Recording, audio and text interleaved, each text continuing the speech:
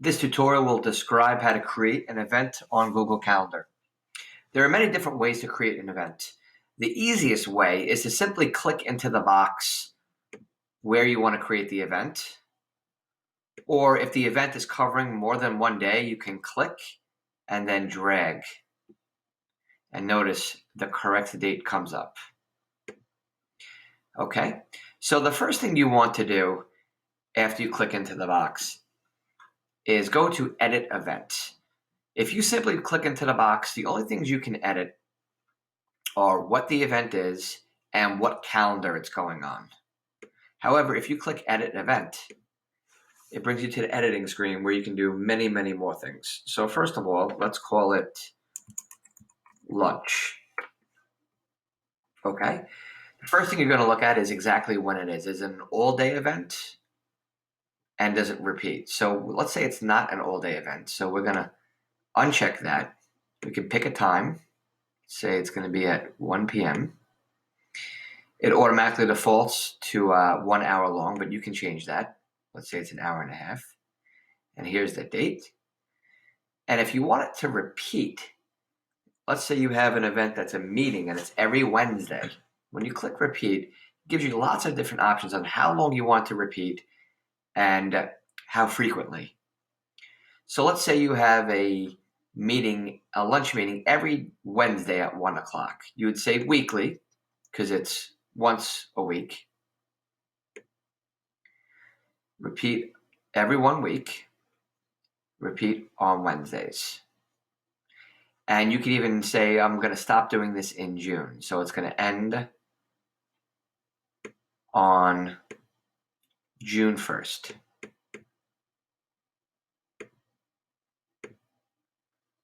So it's a weekly on Wednesdays until June 1st. That's the summary. You can also do monthly, yearly, every Monday, Wednesday, Friday, every Tuesday, Thursday, every weekday, daily. Okay, it's very cool. And you can also make it bi-weekly. If it says every 2 weeks, it's really bi-weekly on Wednesdays. You can also make it stop after a certain amount of occurrences. Let's say after 11 occurrences. So that's how you do a repeating event, but we're going to uncheck that. We don't want it to repeat. We're going to say lunch is at 1 o'clock on the 17th. If you enter a location,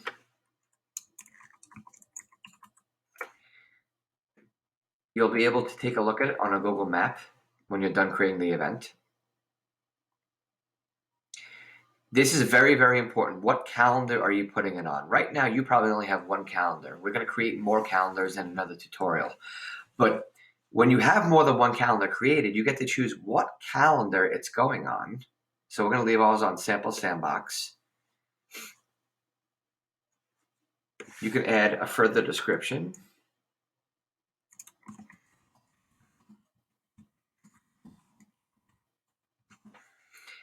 The great part about this is adding an attachment. This is great for students.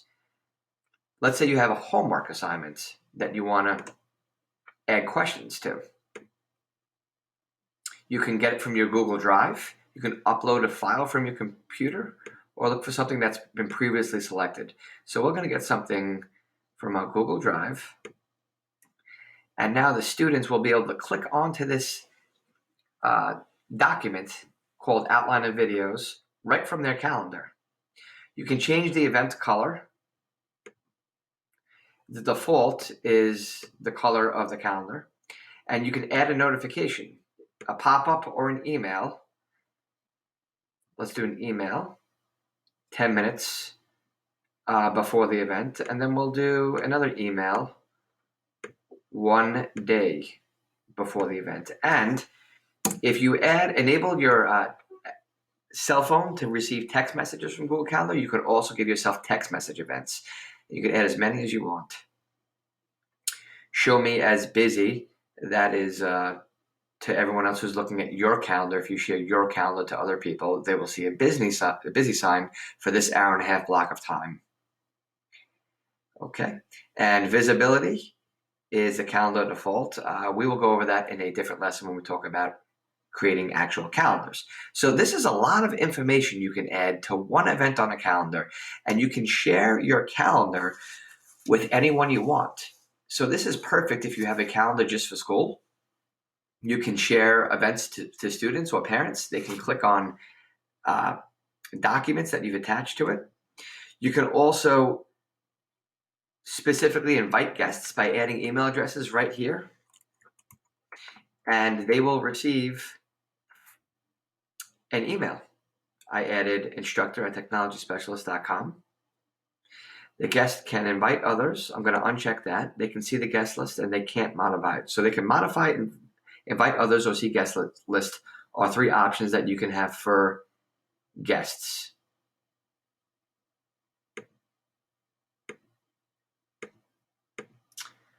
Okay. We're going to press save. Would you like to send invitations to guests? Yes. And here's the event, lunch. The event is solid if it's an all-day event, and it's not solid in color if it's not an all-day event. So now when you click on the event, all the details are right here. Since we put a location, if you click map, a map will show up where Port Jefferson is. It's really cool, very interactive.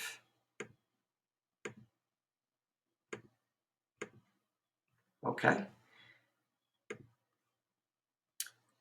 It shows you what calendar it's on, so on and so forth.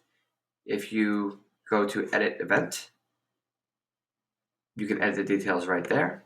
And if it's someone else's event, you can click copy to my calendar and it will automatically be copied to your calendar. So that is one way and the easiest way, the most comprehensive way to create an event.